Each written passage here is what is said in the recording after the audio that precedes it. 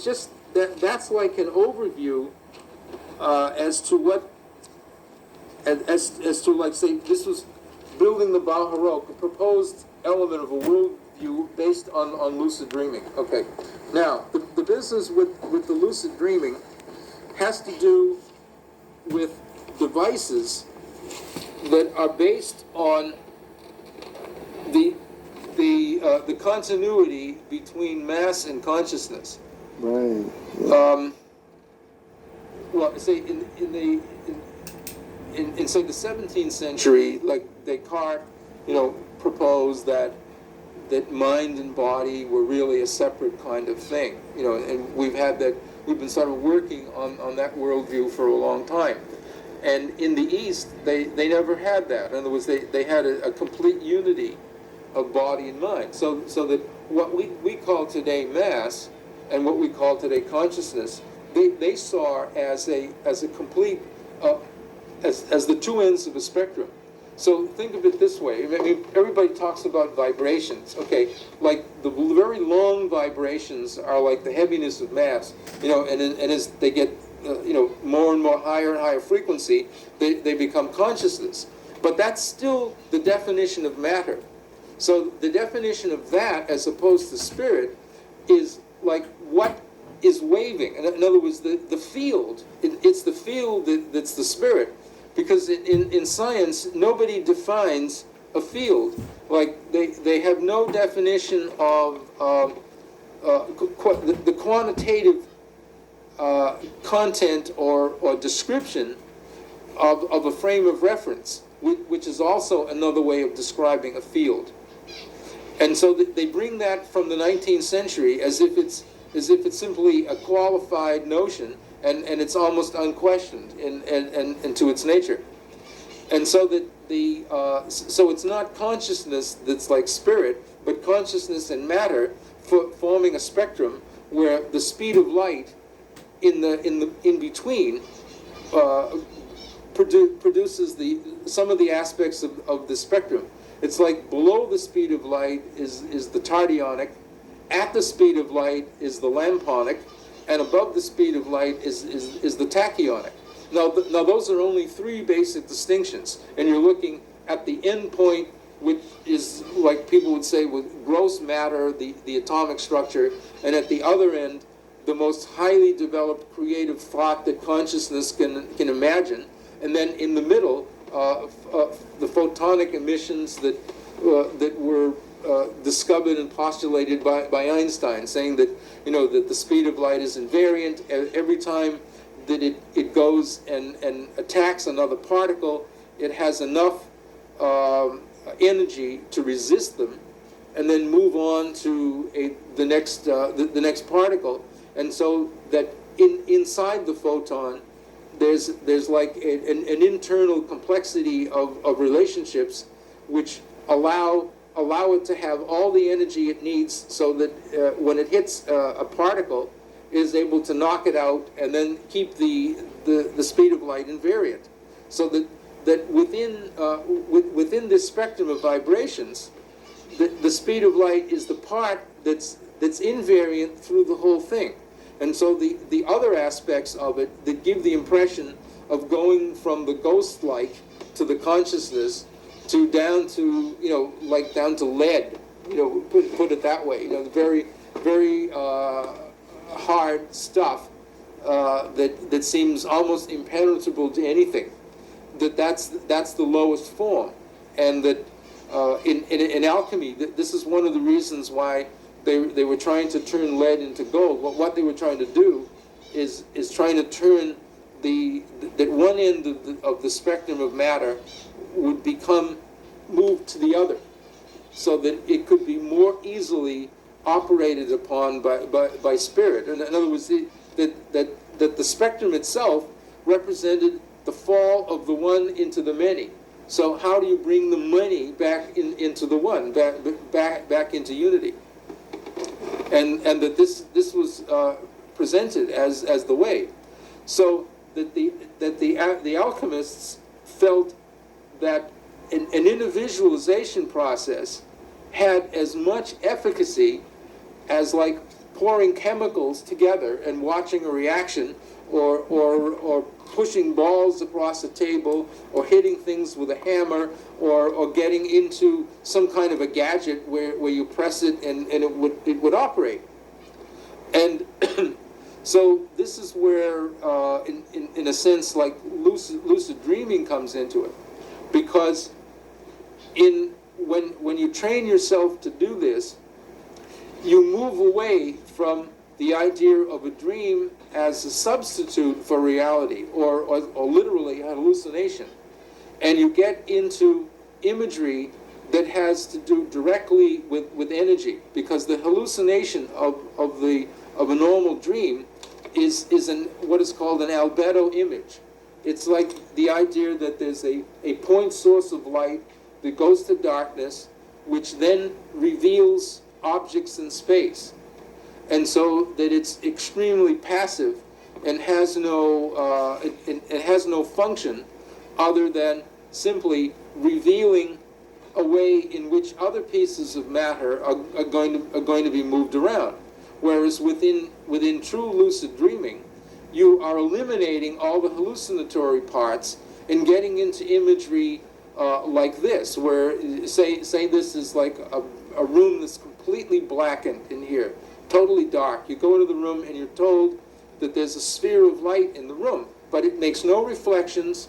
You have no sense of where you are. You can't see your hand in front of your face, but you're just simply told to move forward. And then suddenly you hit your retina hits the surface of a sphere of light, and you go into the light, and the light is completely homogeneous and isotropic, meaning that it's the same at every point in space. And it's light that is not propagated from a point source and it diminishes. It is equal in every place. So therefore, you go into another kind of situation where you can't tell one object from another. There's no overlapping, there's no shades, no shadows. It's just like if you look directly into the sun, as opposed to like looking down into a dark hole. And that becomes like a very, very primary experience of non-albedo imagery. When you're at that level of imagery, you are then actually ready to use that as if it's the same as like plugging into the wall and getting electricity ready for use. And that the kinds of imagery that would come in that state actually can affect matter directly. Now here's an example. I'm about to do a painting called I did a small one called Solar Soliton, but it's involved with a solar wave. I mean, a soliton wave. Now, the soliton wave is this. It's a wave that describes what is called the curve of normal distribution. It's a perfect analog of this. That oftentimes like in the Science Museum, there's a big game of bagatelle where they're dropping balls down, and there's a lot of these pins, and as the balls go down, they start to fill up, and then finally, as they get less and less, they will fill up a shape that's exactly like that. This is the most normal curve in the universe, and it's the way in which the universe in a steady state situation wants to be. And it literally then reflects the fact that the universe is a perpetual motion machine. In 1834, an engineer in Edinburgh was down near the docks, and he happened to watch this horse pulling a barge. And you're just curious for a minute.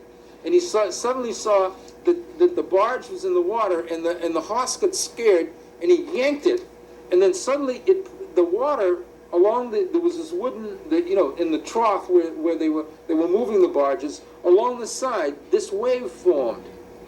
Now, normally when you see the waves, within a matter of minutes the waves diminish and the water comes back to being flat.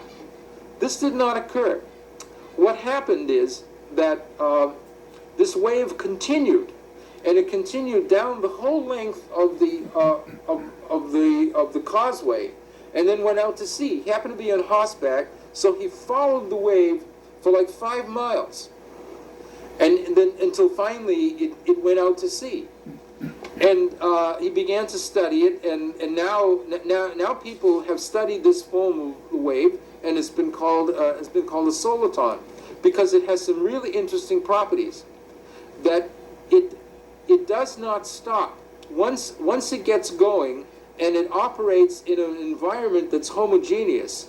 It will literally keep operating forever. So it's a natural perpetual motion machine, because it reflects the natural invariance of how forces interact with each other. Suppose that you had the Earth had nothing but water on it. You started one of these waves. It would continue around the surface of the Earth and never stop. The only reason why it stops now, say in like tsunami waves are actually like that, is because it hits land. In other words, the environment is no longer homogeneous. So here's the situation where I said, if I could get at a way to keep a soliton wave within a homogeneous environment, I would literally have a perpetual motion machine. And so what I came up with was this. Within a tube that's in the form of a Mobius strip, I won't get into that, but I mean, that's for another part of the invention. But just simply, if you assume like it's in a tube, that now it's hermetically sealed, and what is sealed in there is mercury. Mercury will go into a plasmic state if it's properly heated. Okay, I can heat the tube from the outside. What will happen is the glass that forms the tube will melt, and therefore then the whole system will collapse.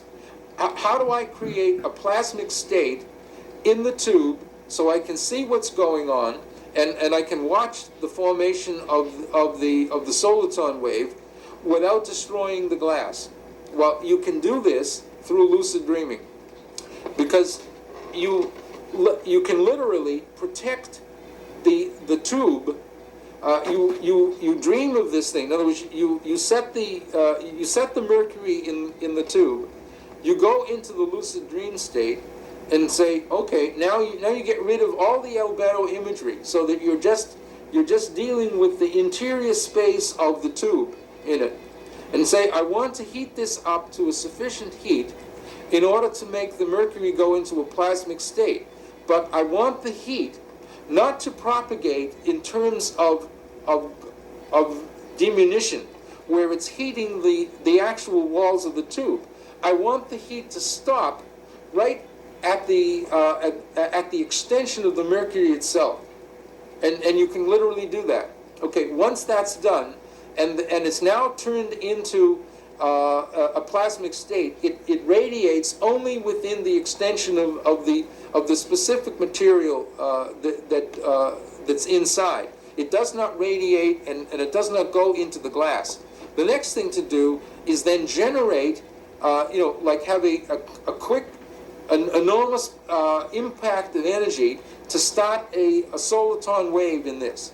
Now, by doing that inside, you have like literally penetrated this hermetically sealed surface, like say that was the surface of the wall, that your consciousness can go through that, make the wave, and start it up. Then you literally have a perpetual motion machine. Then you take the tube and you simply wind it with wire around it, so that you're making like a solenoid. Then with the two ends of the wire, you can get an electrical potential off the other end. And as long as you keep the wave operating, in terms of a soliton wave, you are able to make this machine function. And how you do that is that you learn to do lucid dreaming, so that you actually define the notion of a trance, because a trance means that you can go directly from the waking state into the lucid dream state and back out into the waking state without any interfering hallucinatory dream or blank out, so that you can define how long you want this thing to operate. So as long as you're in that state, you can make the thing work exactly as you want, and it will produce continuously as power. So here would be a situation where you have intermittent perpetual motion. The only thing I'm unclear on is what did you say? Burst of energy to create this wave. Okay, I mean, right, yeah. What? Okay, How would you define that? All right, I'm defining it like this, that you're imagining the wave. You see, in other words, nothing's in there, Okay.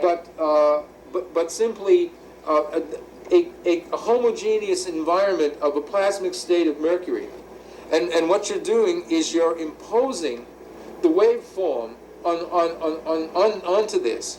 And so by doing that, that's similar to the horse rearing, in yanking the water, and pushing it, so that you have created a discontinuity in the completely continuous thing. And so that discontinuity now, which is this is a what I would call a Bauharoque wave, because it has its method of continuously connecting to other things, yet having a sense of differentiation, in exactly the same way that Bernini and Borromini were able to do architecture, which appeared to have completely continuous flowing walls, but yet was able to occupy spaces. Another form like that is the Klein bottle.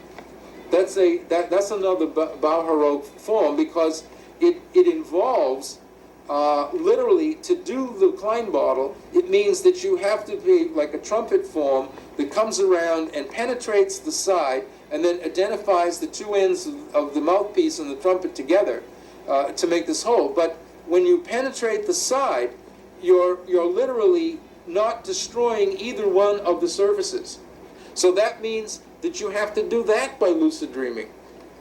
That you have to you can make one right now by taking two copper Mobius strips, a right and a left-handed one, and say like there's one this way, and there's one that way, and you can run an electromagnetic wavefront, and with a computer you can then converge them, because like if you sever a Klein bottle, you will yield a right and a left-handed Mobius strip, or you will write one that a right or a left-handed one, which you can then cut around the center of the surface and then yield another one. So there are a couple of varieties, but the normal variety is like to converge them from the two separate ones, and that literally has manipulated space in such a way that you come to this business of like one surface penetrating the other, so that an electromagnetic wavefront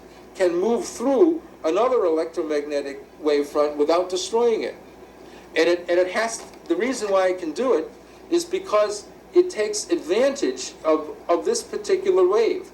Like we have soliton waves that are in all the dendrils in our body. We have extremely small amounts of electrical potential that has to operate this whole, this plastic machine that we call our carcass.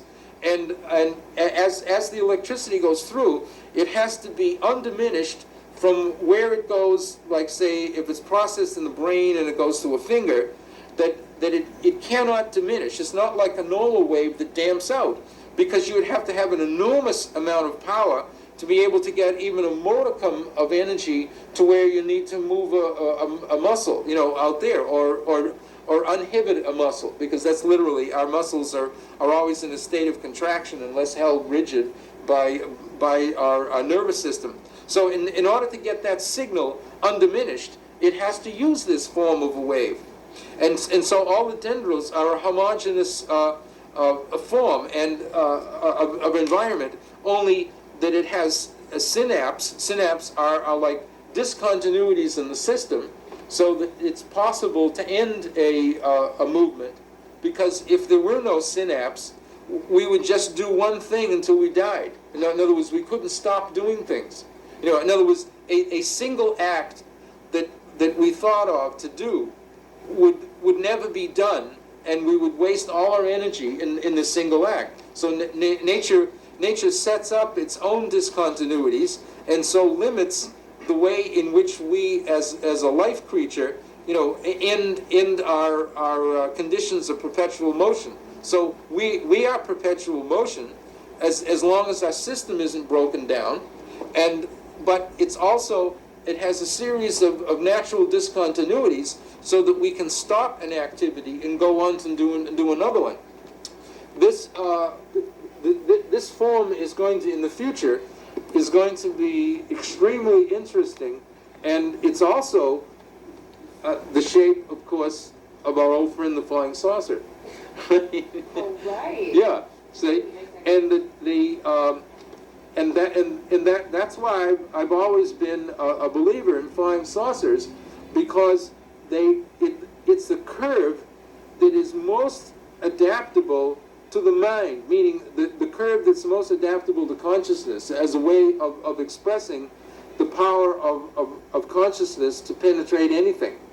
And that how, like, it seems that, like, we're in the phase of the universe where we're trying to concatenate, if I may be permitted a verb, the universe. In other words, make it entirely conscious. And so that it's taking the inert parts and working with them, utilizing this particular curve. And, well, I said later I'm going to be doing a large painting where I will describe all this stuff. I'm actually sort of working it out in my mind right as we're speaking here, like that. Another type of curve that I'm extremely interested in is involved in another device that I've come up with, which I call the levogyre. This is the heart of what